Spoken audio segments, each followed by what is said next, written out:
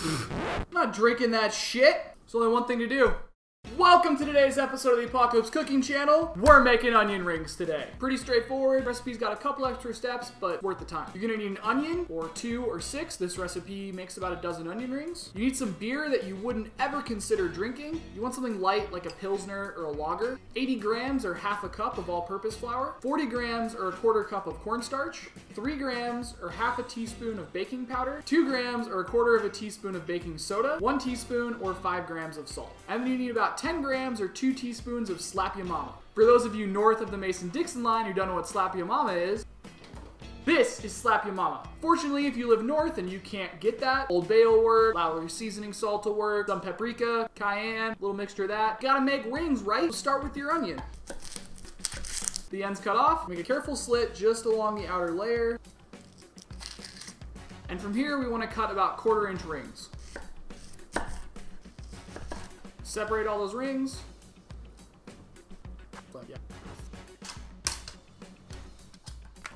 It's like Benihana. Then you want to take your separated rings into a Ziploc bag and freeze this for about an hour. While your onion rings are freezing, we're gonna make our batter.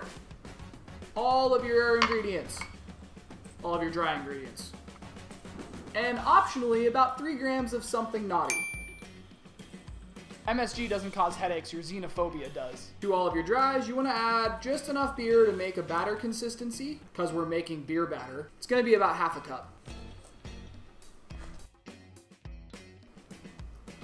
It's really important not to overmix this, otherwise you build up those gluten strands and you get tough beer batter. Food science. And this is exactly what you're looking for. Okay, if it's a little bit thin at first, it'll start to thicken as it sits. Just a little bit. Food Network magic. For those of you at home who are freaking out and you're like, oh my gosh, why did he freeze the onions? It ruins the structural integrity of them. That's the point. You ever go get an onion ring from your favorite drive-in spot and then you bite into it and then the whole onion comes out from the batter and you're left with partially cooked onion in your mouth and batter in your hand? This prevents that. It does a second thing. That little membrane inside of each ring, you want to get rid of that. So this helps it separate. See that? See that little guy? Bye-bye. We're gonna do this with all of the onion rings.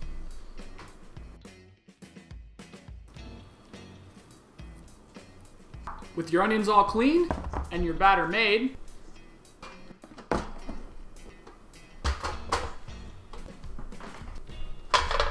pot of oil at 375 degrees. With your oil at 375, about 6 to 8 at a time, depending on the size of your pot, into the batter. Let them sit there for 10 seconds. If you don't have tweezers, sucks to be you. You can just use your hands or whatever.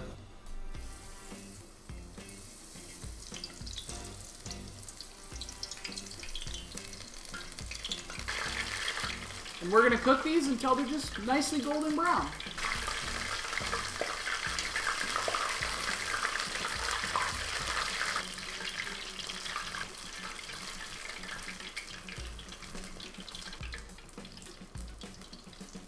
And you're just gonna repeat that process of rings into batter, frying, until they're all done. For those of you who are like, will this work in my air fryer? No, it won't. I don't want to hear about you ruining your glorified convection oven because you tried to put battered items in it. And there you have it. These are missing something.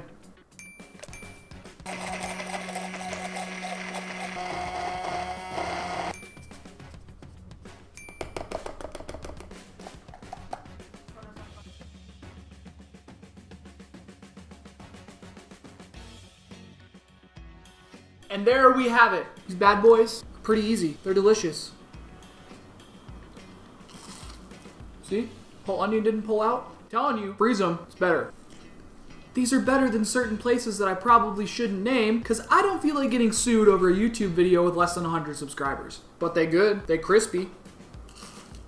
As always, recipes will be posted down below. Send us your suggestions. Subscribe if you like this. Thanks for watching. Enjoy your apocalypse.